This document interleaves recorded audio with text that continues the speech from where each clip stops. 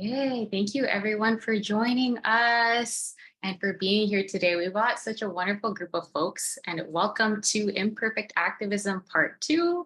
And we are here at content workshop for pro-Palestine brands and content creators who are building a brand rooted in solidarity with Palestine and all liberation movements.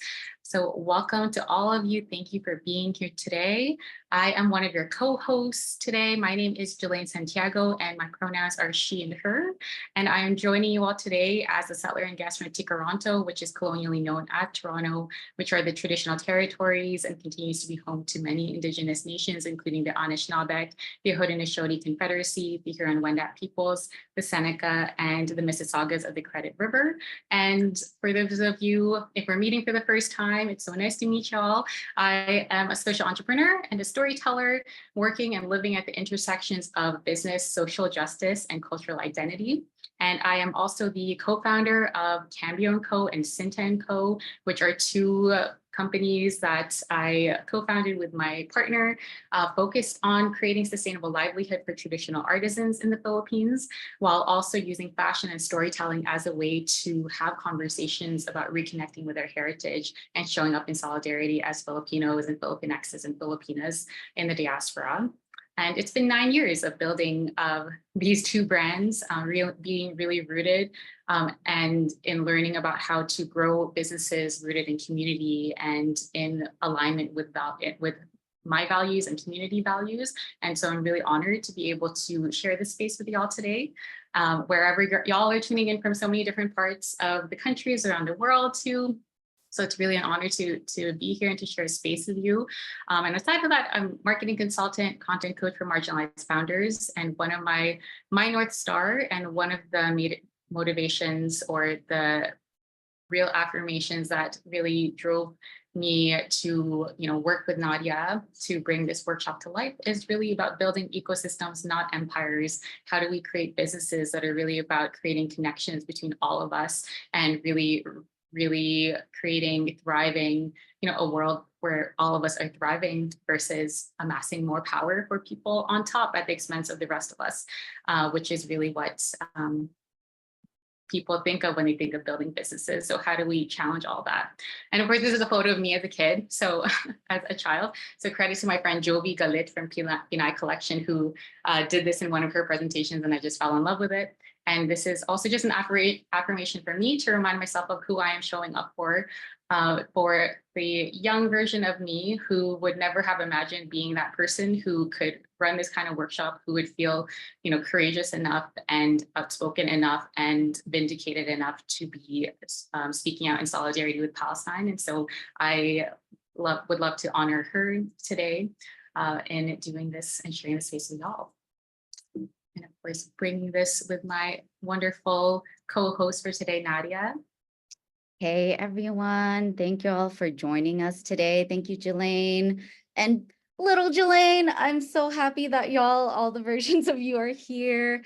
And welcome, everybody. Thank you for sharing where you're joining us from. We do really believe in co-creating and co-holding the space together. Yes, we are guides and facilitators here, and we all hold this together. So thank you for being here today. I know we've all got lots of things to do, and I'm just so honored to share space with some of you again who joined session 1, and for new folks who are joining session 2, we really appreciate it. So my name's Nadia De Ala. My pronouns are she, her. I'm the founder of Real You Leadership, and with that, I'm a leadership and negotiation coach for BIPOC women and femmes. And I have been running this since 2017 and creating also facilitations, manager trainings, speaking engagements. I'm also a poet, artist, and thrift lover and lover of sustainability and fashion. So I like to share other passions of mine. And I am the queer daughter of Filipino immigrants who recently, a month ago, moved from Ohlone land in the Bay in Oakland, San Francisco, California, to now I'm located where my partner is from, his homeland. We just moved here to Zapotec homeland, which is also known as Oaxaca, Mexico. So that is where I'm calling in from today. And I, in my work, really center my work around equity. So I'm an equity lover, boundary setting, advocacy inspiring provocateur, because in leadership and negotiation, we cannot reach the heights that we want to reach and make the impact that we want to make and expand the way that we want to expand without self-advocacy and setting boundaries and being able to activate our voices, which is what a lot of y'all I know have come here today to do in support of Palestine and other liberation movements. So thank you so much for being here. Again, I can't wait to learn from y'all too, since we are co-holding this and co-creating this, and I'm honored. Yay. And so before we get into our main ulam in Tagalog, which is basically the main of the meal, is starting with community agreements. And so first, coming with curiosity, not judgment, and really just being open to different ways of knowing in this space. Is the second is to make space for multiple truths, that instead of yes, but let's come into this space with yes, and that two things can be true, two, three, four things can all be true at once, and hold space for all of that. Let us also come into agreement to take up space and to also make space for one another. So if you are usually, not comfortable speaking or sharing your perspectives or your voice, please know that your voice is important, that your perspective is important, and that we would love to invite you to take up a little bit more space. As Nadia likes to say, what's 1% more that you can take up a little bit today? And on the flip side of that, if you're someone who's often used to taking up a lot of space, then please also think of how can you make a little bit more space? What's that 1% of inviting more space from others today? Of course, also taking the lesson, not the story. So passing on this knowledge, but also making sure that we're respecting each other's confidentiality and not repeating anything here that might be compromised or that might compromise someone, or is a story that's shared from someone else's place of vulnerability. And of course, like Nadia said, remembering that we are in a reciprocal learning space, that although we have the screen share and put these slides together, that I am here, Nadia and I are here in honor to be able to learn from all of you as much as y'all are able to learn from us, and vice versa, that all of us have a lot to learn and also a lot to teach from each other. So thank you all for being here today.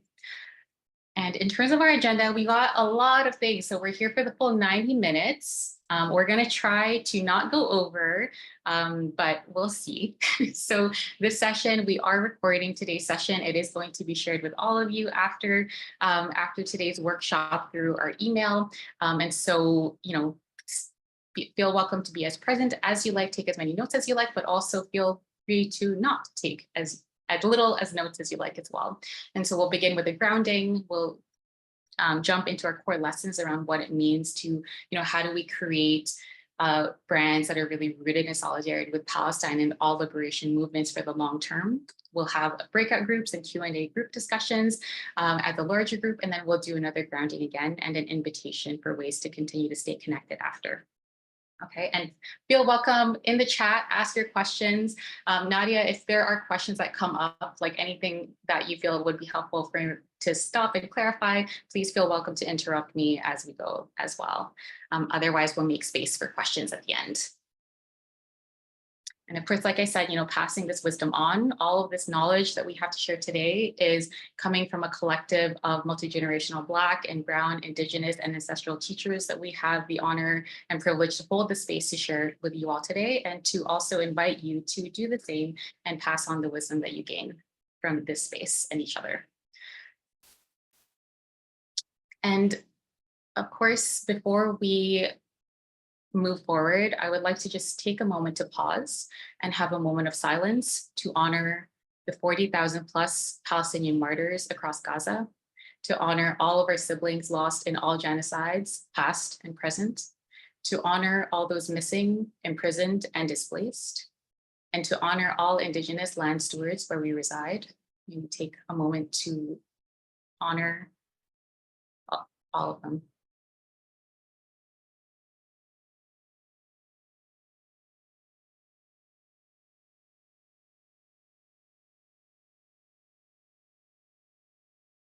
Thank you for doing that with me. And to bring it back to why we're here today, the blatant ignorance and the funding of this genocide is not stopping. And actually, that previous slide that I showed, where this is actually the same slide as the first workshop we did back in March. But that number, we actually had 30,000 plus, and right now it's 40,000 plus. And I think that if we just allow that to sink in, that that's 10,000 more lives lost, and that this is probably a very severely underestimated number, that that's 10,000 plus more lives that did not need to be lost within the span of less than 2 months. And that's why we're here today, because this is not stopping, because Palestinian and pro-Palestine voices are being censored across all institutional levels, and that we must do everything we possibly can. We must use every and any platform that is available to us within our means to put a stop to this genocide and to stay dedicated to realizing the vision of a free Palestine within our lifetimes. And that is why we are all here today and gathering in this space. And oftentimes, the fact is that for us as businesses and brand owners and content creators, that there is also a role for us within this movement. And that actually putting this workshop together, I actually was really afraid at first creating this workshop, because I was like, oh, is this something that's like frivolous, or will people really not understand? Like, what do businesses or small businesses have to do with this? And just upon reflection more, I just realized, like, actually we have such a big role to play, not only because we have access to potentially large platforms and people that we're able to reach with our voices, but also because to be anti-Zionist and to be anti-oppression is inherently anti-capitalist.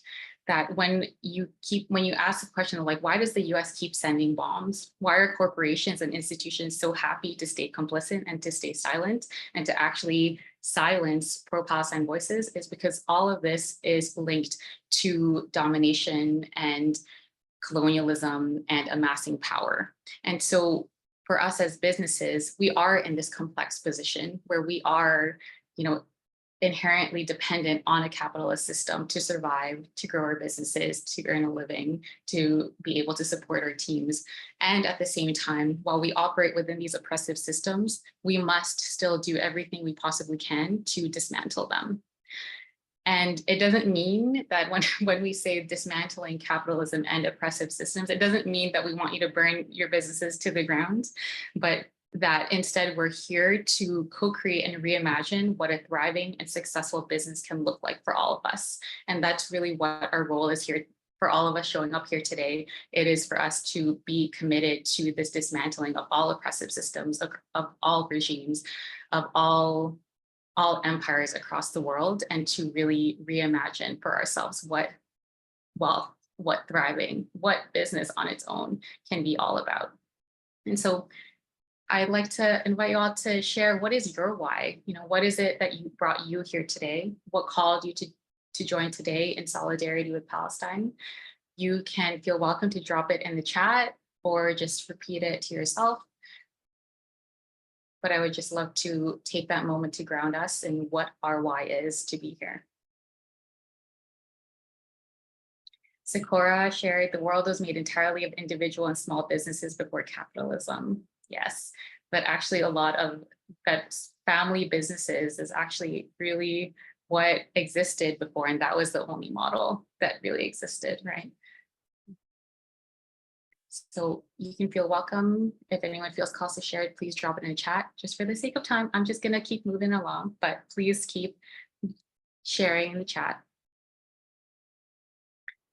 And so this is officially Imperfect Activism Part 2. I know that there are a lot of people from Part 1 who joined us who are here today as well. And that is so amazing. Thank you all so much. For our Part 1 workshop, we do have a recording, so we'll be sharing that. We did actually share it in the email that went out, the multiple email reminders that went out before today's workshop, and we'll also be sharing it after. the workshop as well through email. But in terms of what Imperfect Activism Part 1 was really about, was where Nadia was guided us through fears and the mindset blocks that really prevent us from speaking up and stepping into our power. And today's workshop, we're going to be building on those lessons from Part 1, but really focused on more of the storytelling and just brand activism. How do we weave in our solidarity into our brand work on a day-to-day basis, on an everyday basis for sustainable and long-term activism, right? And so just sharing some of the things that came up for folks of why we're here, Nadia sharing because of my ancestors, because I'm not free unless we're all free. Berna, to stay in touch with my and all of our tender, squishy, hurt, and rage humanity jelly insides and synthesize it into action together. Yes, yes. Embracing the squishy parts of ourselves is such a healing thing. I admit I am the most squishy person, and I will probably cry during this workshop because I cry all the time about everything. Happy tears and also sad and angry tears. I just cry. And yes, embracing all of our squishy parts. Stella, I'm in solidarity because I believe in collective care and liberation. Rachel, I believe my liberation is tied up in the liberation of all targeted and oppressed peoples. And Dee, because I believe that a better world is possible with solidarity and critical connections. Through the words of Adrienne Marie Brown. Beautiful. Thank you all so much for sharing that. And for those of you who did join us in Part 1, because there are quite a few of you here, and that was such a beautiful, sacred space that we were able to co-create together. So I'm really grateful. And I would love to invite you, if you were here in Part 1, what were some of those actions or lessons that you were able to integrate into action since then? I'd love to hear y'all. So if you could drop it in the chat, or if someone actually is willing to unmute yourselves and just share, we'd love to just invite you to share some of the actions you've been able to take since then. We want to celebrate you and celebrate each other. Oh, I see a hand. Yeah, feel free to take up space. Hello. So I was at the first workshop. Thank you both for hosting it. And I'm sharing mostly to hold myself accountable because I walked away from that workshop with like this whole fuck it energy. Like my business is not where it needs to be anyway. And like, I'm just going to start using my platform. And I was like, yes, like go. And then I started to put my content together, and the overthinking and imposter syndrome really got extremely loud. And so it hasn't happened at the level or the frequency that I would like for it to. So I'm sharing that just to, again, like hold myself accountable. Thank you so much for sharing that, Bea. Yeah, the overthinking and just like the saboteur voices, as Nadia likes to call it, are so loud, and they get really, really hard to let go of, even when we're committed, even when we're ready, to speak up and use our platforms and voices. Like they get really loud. So thank you for sharing that. That's very real. Mm-hmm. And I wanna say thank you for naming that, because I'm sure you're not alone. Right? So we see you, we hear you, and we're here to support you to keep going and making the impact that you really want to make. Yes, thank you. I'm here to get out of my way. So yeah, thank you. Yes, and we're here to support you as well. I'm just reading some of the chat. Yeah, Elizabeth saying, I just finished watching the recording of the first workshop. Thank you for making it available. Berna, so much goes into our overthinking and they're not always our own voices. Suck it, capitalism. Yeah, fuck capitalism. And for sure, like that is so real. And so thank you all for sharing that and for showing up again with us. And that's actually what we wanted to do with the intention of creating Imperfect Activism in the first place, is that we are all imperfect activists, that we may have the best intentions, that we may be so ready, and that at the end of the day, there's a lot of things that get in our way and that prevent us from being able to show up the way that we want to show up. But also that perfection on its own is a colonial and capitalist construct that prevents us from being able to show up as our full selves, right? And that what I would love to invite you all to do today when it comes to approaching our brands, our content, our storytelling, our platforms, is to release that need of perfection, to embrace the fact that we are imperfect activists, that instead I am actually most perfect when I honor and live by my values, that I am most perfect when I speak my truth. I am most perfect when I embrace the realest and rawest parts of me. I am most perfect when I embrace my ongoing learning and evolution. And so I'd love y'all to share one word in the chat of what you're grounding in or releasing today to embrace your imperfect activism in this moment, in this next hour, today, the next 24 hours. What is one word you can ground in or release?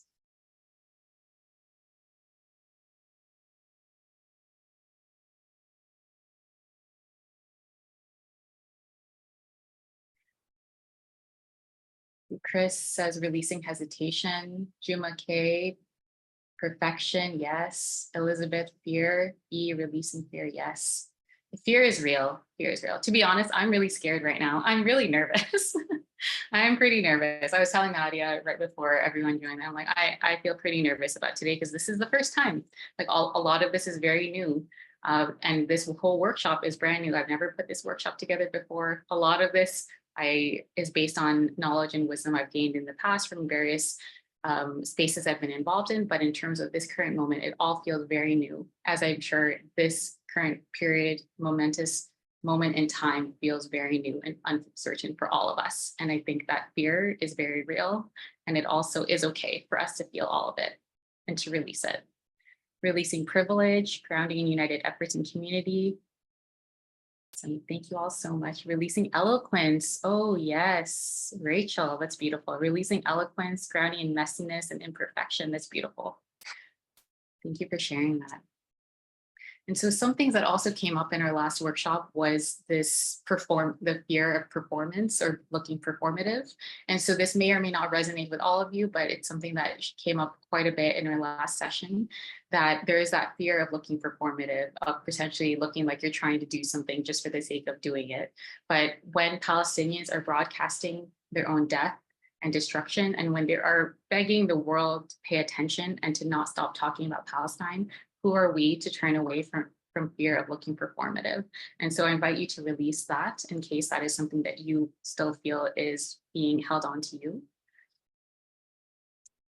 Release the perfect timing, and whether you have been speaking up loudly on your personal platforms, but not your brand platforms, if you haven't spoken up yet at all, if you also have spoken up and then maybe took a pause, or maybe you have been speaking up, but it hasn't been that vision or that version of what you hoped it would look like, then I invite you to release that also right now, and also trust that now is the perfect time, that there is always the power of now, that there is always today, that there is always an opportunity in the moment. And release the need to have all of the answers, right? None of us need a master's degree to know what's wrong from right. I think many of us in this space are racialized. Many of us are queer. Many of us have disabilities. And so we can understand just from our own experiences what oppression looks like and feels like. And we don't need a master's degree or PhDs to know that, or we don't even need to know the 100-year history of Palestine or Israel to know that, right? And at the same time, releasing the need to know the outcomes, because none of us know the outcome. And I share this because I actually had a conversation with a friend who really was struggling to show up to rallies or to show up and speak really with conviction with Palestine, because they didn't know if it should be a one-state solution or a two-state solution or what's going to happen next. And the reality is none of us know what's going to happen next. And that shouldn't stop us from doing the work right now. So inviting us all to also release that need. And then, of course, releasing the fear of making mistakes. Like Alexa said, we just need to be human. Yes, beautiful. Humans make mistakes. You will make mistakes. You're going to fuck up at some point. It's a question of when, not if. I'm sorry to say, or not so sorry to say, but trust that also it's going to be okay when that happens. That trust that you have the resilience, that you have the strength, the courage, the talent, the ingenuity, the bravery to be able to make it okay and move through it. All right, and so that was our grounding. And so I appreciate all of you for being so open and for lighting up the chat. And so our principles, what are those principles then when it comes to sustainable and meaningful brand activism? How do we weave our activism into our brands, into our platforms for the long term with Palestine and beyond? So these, what I'm going to share are the principles that I use and follow. And this is just an invitation that this is what I use, but I invite you to use them and make your own as well. And if you do make your own, I would love to hear how you adapt them and what you have also, what kind of framework you create for yourself afterward. Awesome. But first, what we won't be talking about, just to in case anyone has certain expectations, is that we won't be talking about the perfect quote unquote cadence or rhythm of what this perfect balance between activism or selling or storytelling is. There is no such thing as a perfect cadence, and honestly, it's going to depend on you and your brand and your platform and what you feel empowered to do and comfortable with doing. Everyone's situation is different in terms of how much risk we're able to tolerate, in terms of what support systems we have. And so trust that you yourself are the only one that can define what that right cadence is. For some people, it's 50-50. For some, it's 70-30. For other folks, they've transformed their whole platform to talking about Palestine 100%, which is amazing. And that is totally okay as well. All of that gets to be true. We all get to have our own versions of what activism on our platforms looks like. Right. And so there's no what you should or should not talk about. And of course, we're not going to be talking about how to monetize your activism, because that's definitely not the point of why we are standing in solidarity. Again, none of this is about burning our businesses down or, really sacrificing everything, but it's really also about making sure that we have our values aligned in the right place when we take action, that it's not about profiting or, growing our platforms because of our solidarity, and really just making sure we're coming from a place of service for our communities and in service of Palestinian liberation as well. All right, so are we ready? Are we ready for this?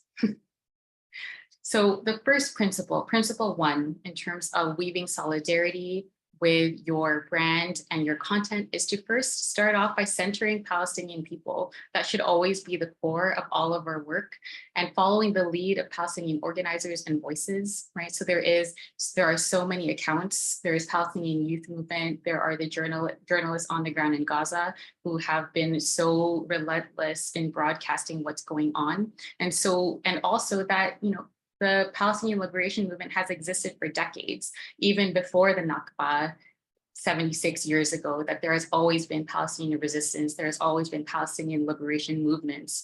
And so following that lead and letting them guide us in terms of what their calls to action are, and making sure that we as brands are always staying in alignment with their calls to action, is one of the core ways that we can show up in solidarity. And it actually also makes our work easier. So I think in terms of this feeling of freezing sometimes or not knowing what to say, it actually, if we stay rooted in following the calls to action of what Palestinian liberation movement is asking of us and what Palestinians are asking of us, it actually makes our work easier as well to show up.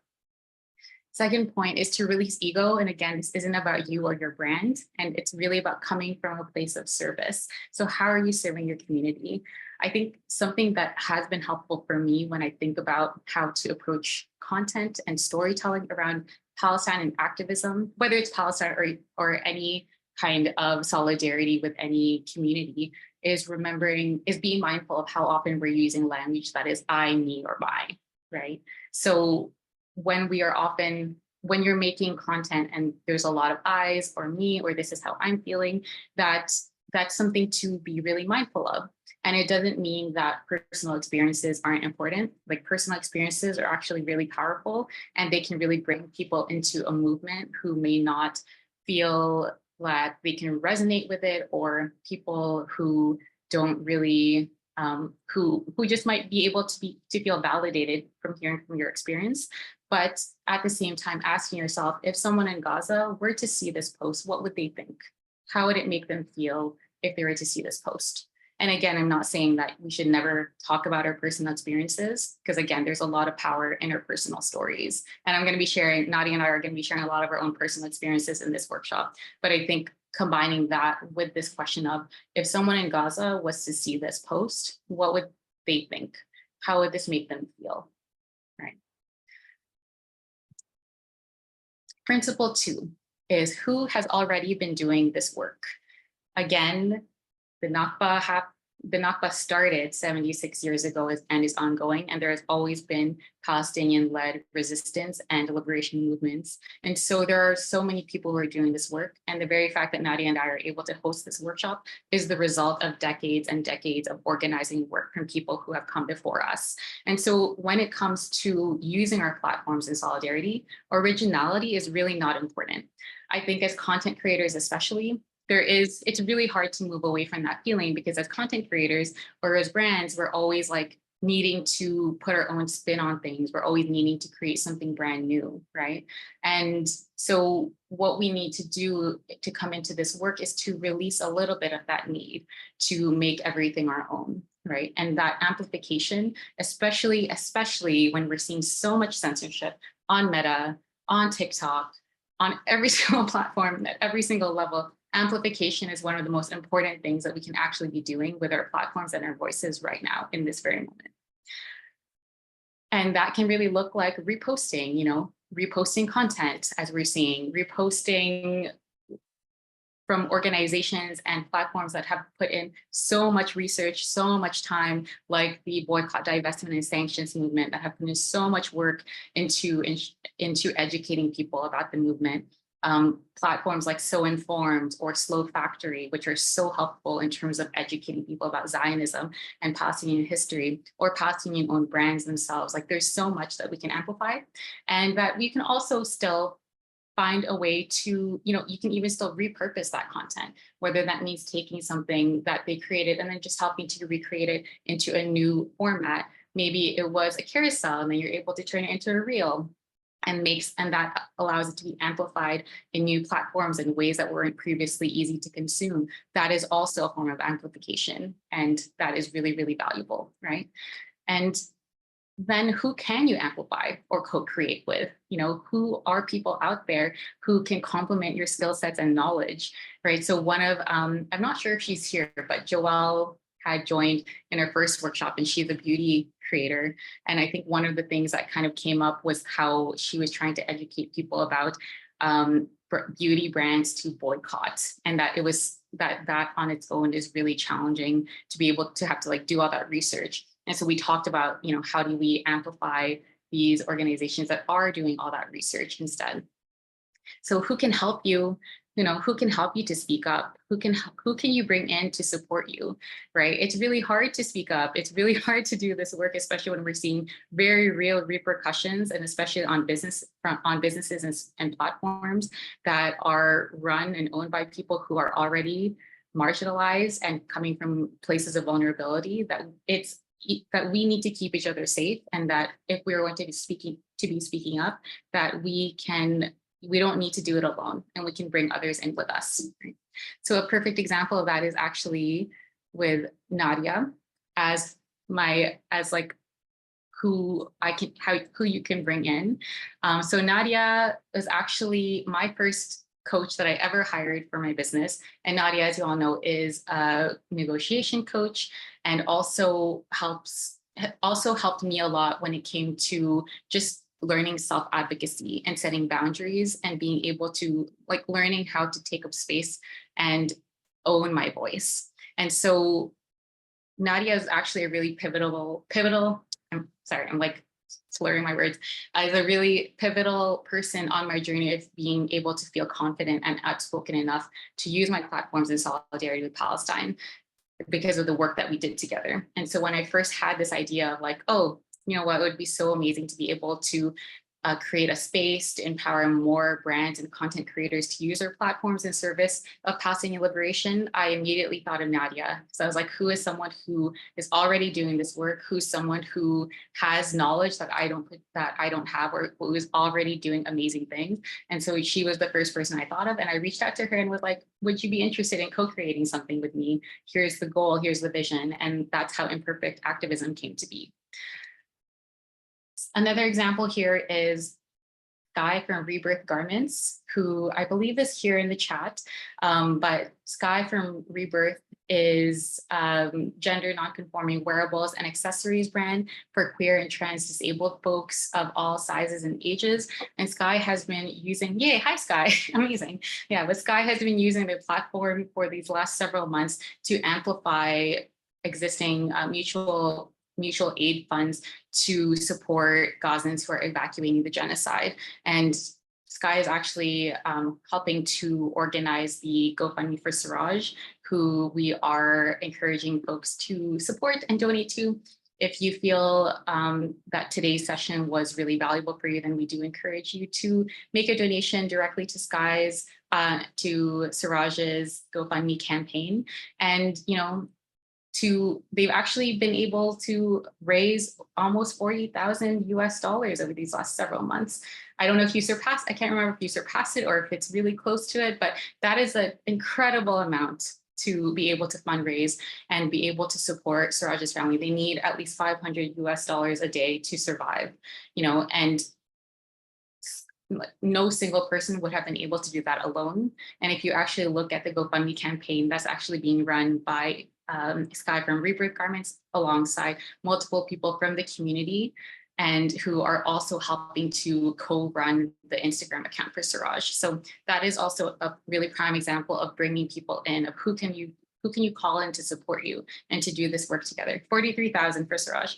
Wow, that's over 100K. That's amazing. That's been fundraised. So that's a really amazing example of bringing people in and the impact of our collective work together. Another example is Kieran from Almost Consulting and Yijin Lee. I don't believe Kieran is here today, but just their work amplifying Mirna El Halbawi and the digital eSIM donations. So every month they actually host these really lovely eSIM donation parties, helping to walk people through the process of purchasing and donating eSIMs. And then it's just like a really beautiful, supportive circle after each session. And so that is also another example of amplification. And how do you bring people in with you? How do we build upon what's already existing? And so, of course, I can't do a workshop on content and solidarity with Palestine without talking about this viral AI image that came up last week, was it? It's been quite an intense few weeks, but long story short, there was a viral AI image that was generated of all eyes on Rafah that got shared over 30 million times over the span of 24 hours. And so that went really viral. And so it did get a lot of folks to start posting and talking about Palestine who had never spoken about Palestine before. And it also brought up a lot of concerns from pro-Palestine and Palestinian voices. And so the reason I bring it up is that, you know, originality is not important, amplification is, and also we need to be practicing discernment about the things that we are amplifying, right? So Nadia and I have our personal thoughts on this AI image. There's a lot to unpack, but what I'll just say is I don't think there's nothing inherently wrong with this post or this image being reshared or being created, except that a lot of the times it was being reshared without any added context, and that there are actually multiple articles that came up after that, after the first 24 hours, with articles being like, what does this graphic mean? What is this mysterious AI image, which is ridiculous, right? And so did it amplify Palestinians' calls to action? Like kind of, literally the call to action, all eyes on Rafah. Did this center Palestinian voices? Not really, especially with the fact that it was literally an AI image that took priority over real images from real people, from real Palestinians going through a real genocide. So this is part of the discernment that we need to be practicing when we are amplifying. Principle 3 is to know your spheres of influence. When we're talking about how do we create content, how do we move our businesses forward, our platforms forward in solidarity with Palestine and all liberation movements, is know what your spheres of influence are. What rooms or spaces are you already in that you already have access to, right?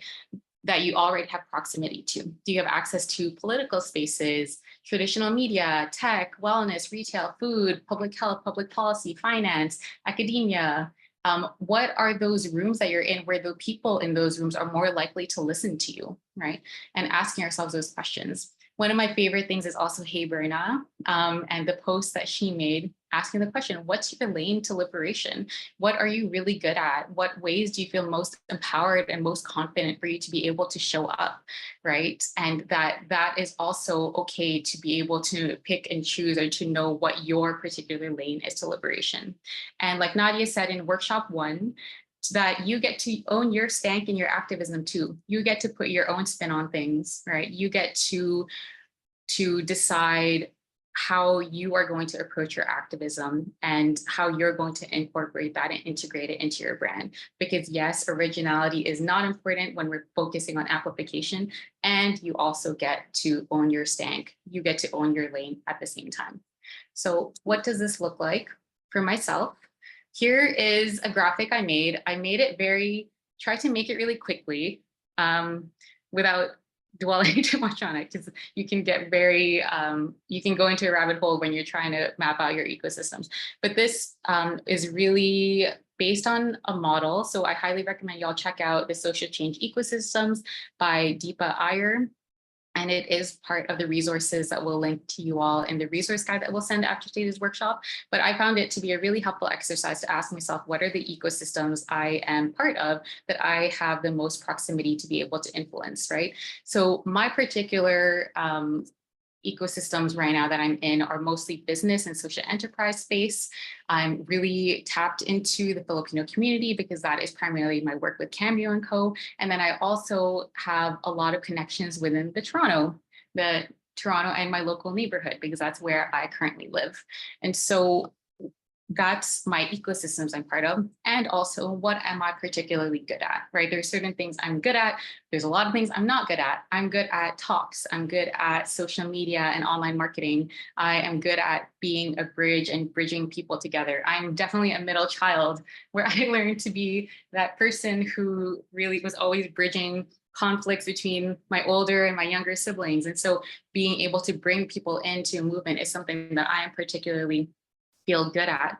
And so when I think about my ecosystems and my spheres of influence and the things I'm good at, I really have tried to figure out where those overlaps so that I can create those alignments. And so right now, where I've been investing a lot of my energy is on educating and amplifying social media. It is through bridging my work in business and social enterprise through workshops like this and Brands for Palestine, which is a project I'll tell you all a bit more about, but that focuses on bringing in more businesses and business owners and content creators into the Free Palestine movement. Also doing a lot of speaking engagements. So I try to wear my kufiye everywhere. Every time I have an engagement, I try to bring to wear one and raise awareness. And also, doing work with Filipinos United for Palestine and trying to really exercise my sphere of influence to educate and raise awareness within the Filipino communities that I'm part of. So those are all the various things that I do. And it doesn't mean that, for any of us, when we talk about owning our lanes or owning our own stank on our activism, it doesn't mean only staying in the areas that we're comfortable with or only staying in what we know. There's a lot of things that I do that I definitely do not feel comfortable with. A lot of this has not felt very comfortable, to be honest, including right now. I'm really grateful for the space, but I'm not comfortable. And so really, how do we own our lanes, own our spheres, know where we can exercise the biggest difference, and also continue to push ourselves forward, continue to have those spheres grow a little bit more with every action that we take. And so examples, just real life examples of brands and creators that are doing this really well in terms of owning their lane, of really using and exercising their influence are 3. So there's Yay for the Earth, which is a really amazing brand that works with farmers and is really focused on creating sustainable products. So they're already working with farmers as part of their core work. And so They partnered with Olive Odyssey, which in particular works with Palestinian farmers to create livelihood and also to educate people about Palestinian culture and history. So yay for the earth and Olive Odyssey, and of course, giving a big percentage of those profits to back to the farmers. The second is Kim Syra, who is, really influential and has been using her voice so loudly, so fiercely, so unapologetically within the spirituality and wellness space, because we all know that there's a lot of co-opting and colonialism and capitalism within these spaces. And she's been so outspoken trying to, call more people in within the spirituality and wellness space to be in solidarity with Palestine and actually do something and take action. And then the third is Baba's Olives, which is a Palestinian-owned brand based in New York, who's actually my friend. And they obviously have started off by selling olives, and now they expanded to multiple products. But her main reason for existing was really about using her brand as a form of food diplomacy and educating people about Palestinian cuisine, but also heritage and history.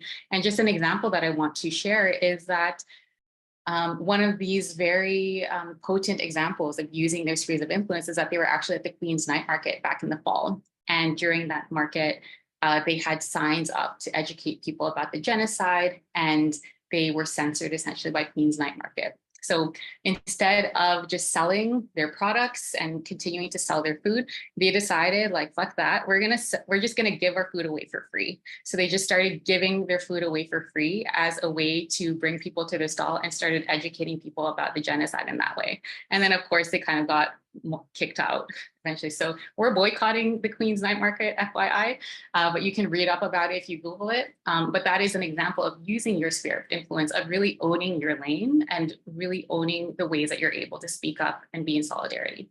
So Nadia did drop in the chat just their examples and links to those brands for you to check out. And then principle 4 is commit to doing your work. Yes, that's some renegade shit. It definitely is.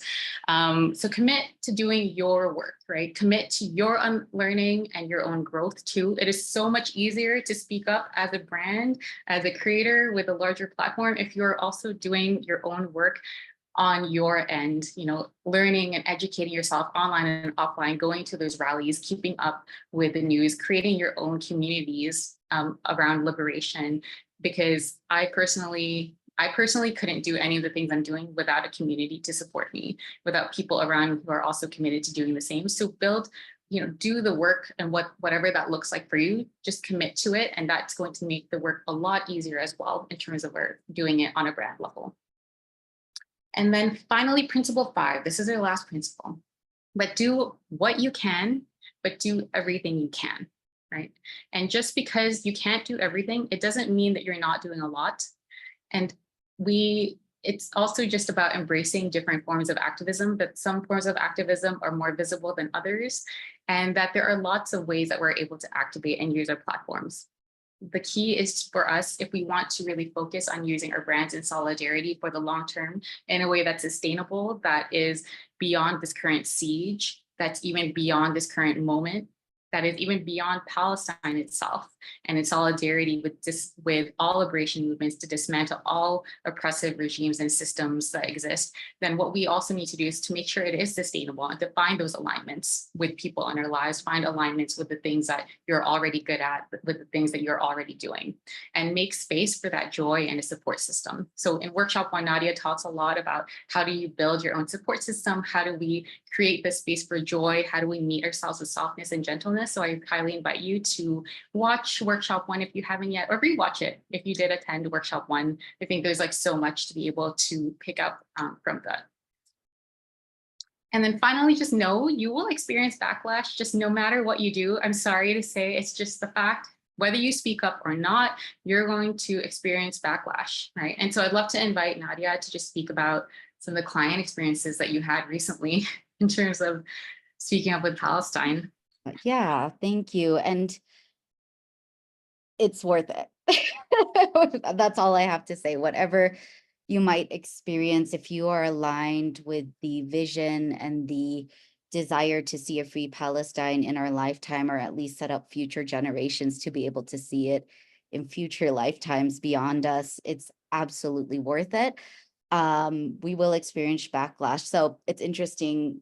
Our first workshop I led in March, and at that point, I remember saying, I don't know if I've lost business because of this.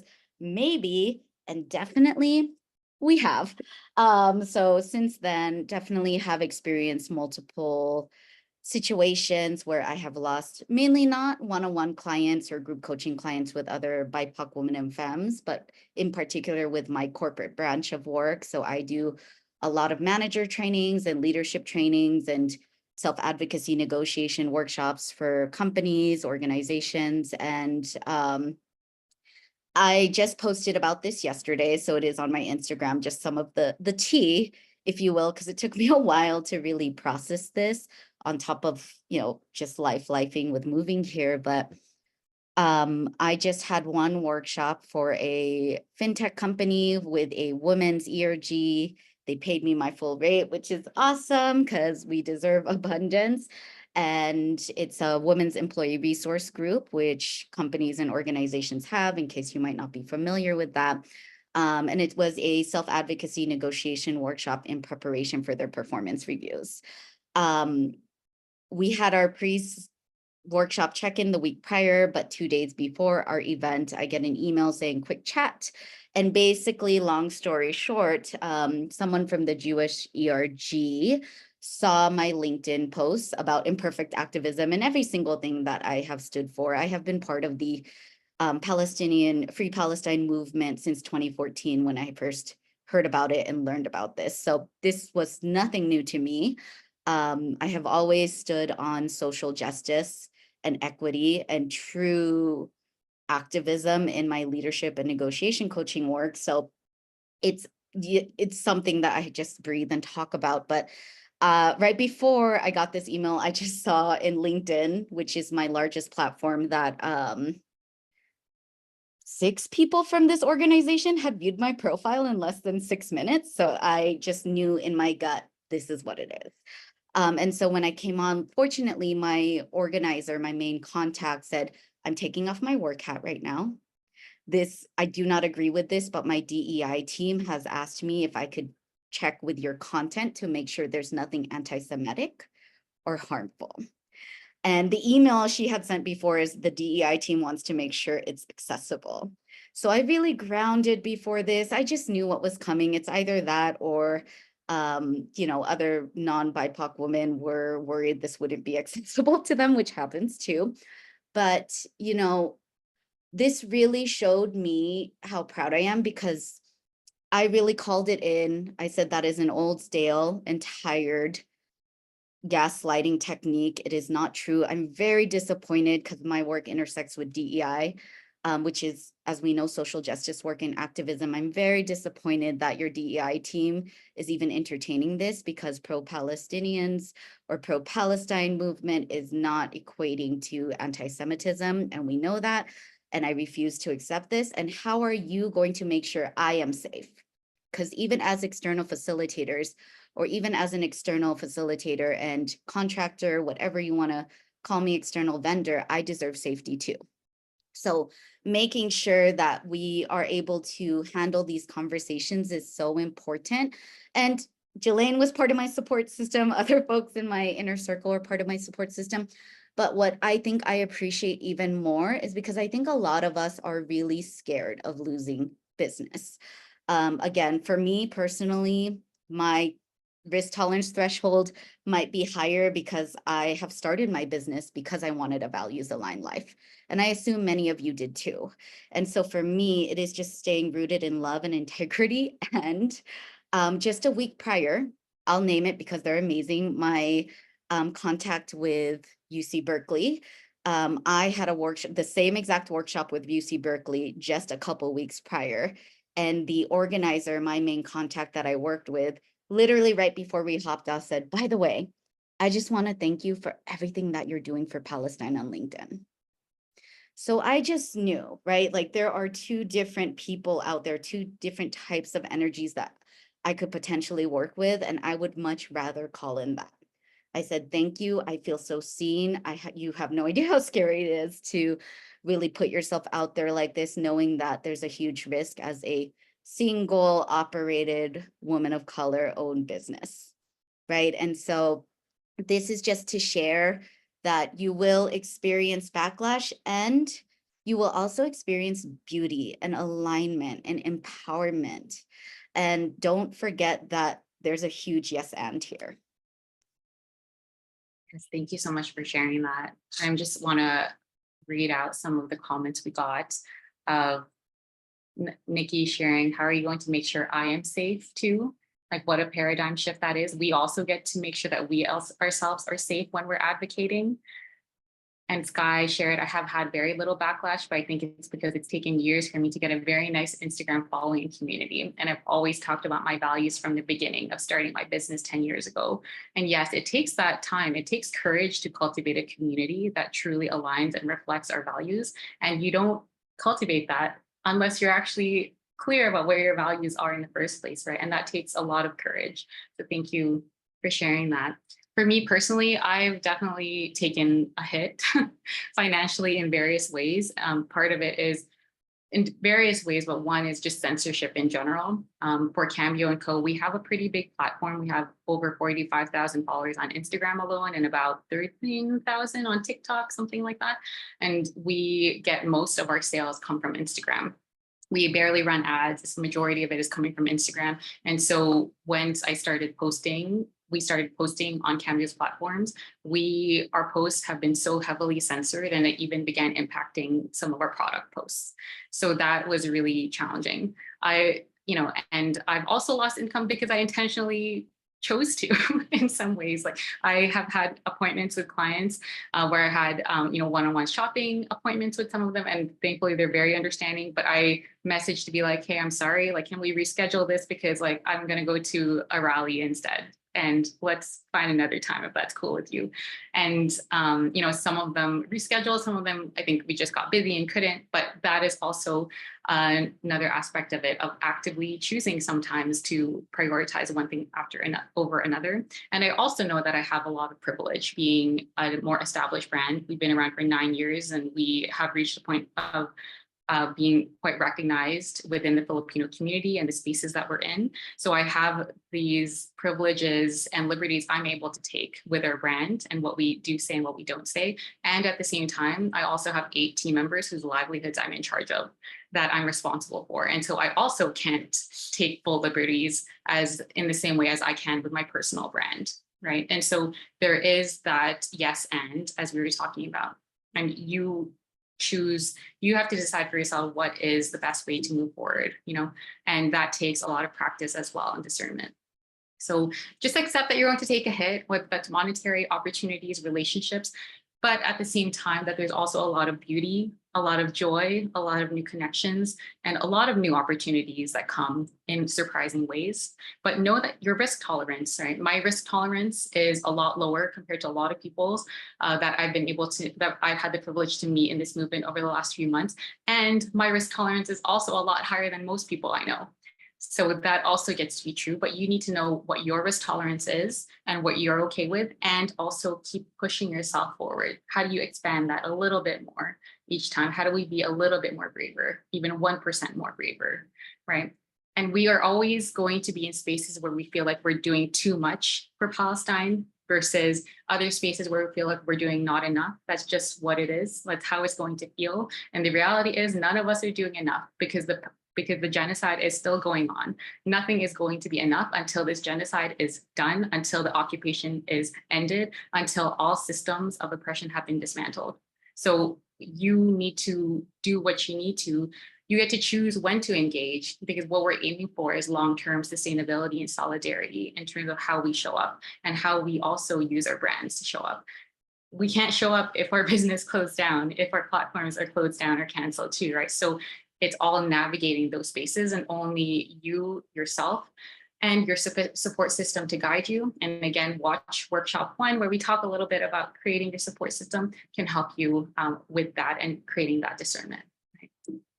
So no matter how hard you try, you're going to make mistakes, and it's okay. Just trust, again, it's okay. I'm mindful of time, so I'm going to say this very quickly and briefly, but basically, I've made so many mistakes, even recently. And when I first started speaking up about Palestine, it was really in October, and I started probably October 8th, like right after I started posting, speaking up in solidarity with Palestine. But there was so much I didn't know. My level of knowledge at that time was very, very low. And so I was getting so much heat from both sides, from Zionists. A lot of my old coworkers in my corporate days were still following me and were very Zionist. I was getting a lot of heat and verbal assaults and attacks from them. And I was also getting heat from my Palestinian friends and pro-Palestine folks that I was in community with, who were telling me like, hey, this is kind of problematic what you're sharing, or like, hey, this isn't the full picture. I think you need to kind of do some more learning. And that is really hard. It's painful, especially when it's coming from your own community. So I just want to say, if that's what you're going through, if you've gone through it, if you're going through it now, I am sending you my empathy. It is a lot. It is a lot of feelings, and it is tough, but also it's okay. Like, this is part of how we learn, and just trust that, embrace that, know that you're going to make mistakes, but that you are capable of moving through it, and that those mistakes are opportunities for us to get better and to learn more. Right? Yeah, getting lovingly called in by community is a spicy gift. Yeah. It's a spicy gift. Sometimes it's more than what my spice tolerance is in that moment, but it is a gift for sure, right? And so just remembering that ours is not the task of fixing the entire world all at once, but of stretching out to mend the part of the world that is within our reach. Any small, calm thing that one soul can do to help another soul, to assist some portion of this suffering world, will help immensely. And that's a quote from Clarissa Pinkola Estes. And it also makes me think of Michelle Mijum Kim and what she says about how oppression is like one big fucked up woven tapestry, and we can't possibly untangle it ourselves. But our main jobs as human beings on this earth is to take the string that is closest to us and pull. And that's all we can do. And that's all we can aim to do. We have no entitlement over the outcomes. We only are entitled to doing the work. Right. So owning that and just knowing that this is what our jobs is as brands, as content creators, as business owners, as people who are in this space in solidarity with Palestine and with all liberation movements, with Sudan, with the Congo, with Tigray, all of us, our role is simply to keep showing up and to do what we can, but do everything we can. Okay. And so if this resonated with you, we're not over yet. We have breakouts still. Sorry, I went over time, but I apologize. So it's okay. Thanks. Thank you for the grace. But if this resonated with you, I would just love to invite you to contribute to Suraj and his family. I wanted to invite Sky to quickly speak, but I'm kind of mindful of time. So if you want to, I invite you to follow Sky on Rebirth Garments and also Suraj on his Instagram to stay up to date. But he is helping to support 9 family members, and also organizing his own donation funds and distributing the money that he raises to various families in Gaza as well. So it's quite amazing. So I do highly invite you, if today was valuable for you and you have the means to, please contribute to Suraj and his family's GoFundMe or amplify and help spread the word. So thank you all for that. And so we do have breakout rooms and breakout discussions. So we're gonna put folks into small groups to just have mini lightning conversations. And so if you do have to hop off, please feel welcome to hop off at this time. The recording will be paused, so you won't be recorded during the breakouts, and then we'll restart the recording after. But within your groups, I would love to invite you all to just discuss with each other, where am I at in my activism for Palestine as a brand and content creator? What principles resonated with you here? And we'll drop in the chat what those principles were, because I know we all forgot, and what will be the most challenging to integrate into your work, and also asking ourselves and discussing what are your spheres of influence. So Sky dropped various initiatives that they are part of. Thank you for sharing that, Sky. we'll also include that in our resources as well that we send out. But we'll put you all I'm gonna stop the recording now and pause it, and we'll restart it after all the group discussions and shares. But for now, I'll pause and send you all over. And how much time do we have? It is 6:09, so maybe yourselves. Sorry, yes, thanks, Nadia. Yes, to just ground ourselves and ask, what are you taking away from you this session? Oh, sorry, what are you taking away with you from this session today? And how can you show up even 1% more for Palestine this hour, this day, this week, this month? How can you show up more for Palestine? So I invite you, just drop in the chat what's coming up for you. And while y'all do that and reflect, I'm just going to keep talking just for the sake to be mindful of time. But in case you are looking for community, which I think all of us are in need deeply of community, I'd love to invite you to connect with us through Brands for Palestine. So this is a brand new initiative, a space, a collective for brands, business owners, and content creators who are advocating and united with the vision of a free Palestine. It is very brand new. Nadia, if you could drop the link to our Instagram account.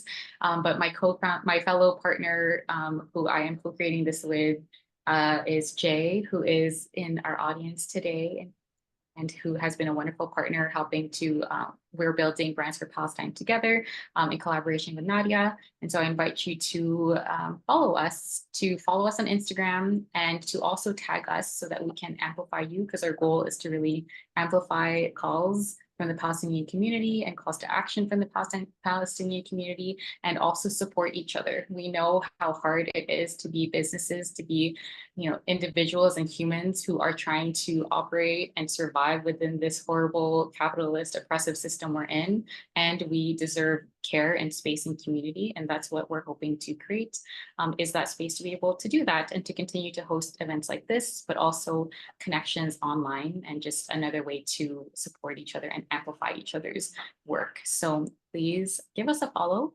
and connect. Let me check in the chat kind of what's coming up for folks.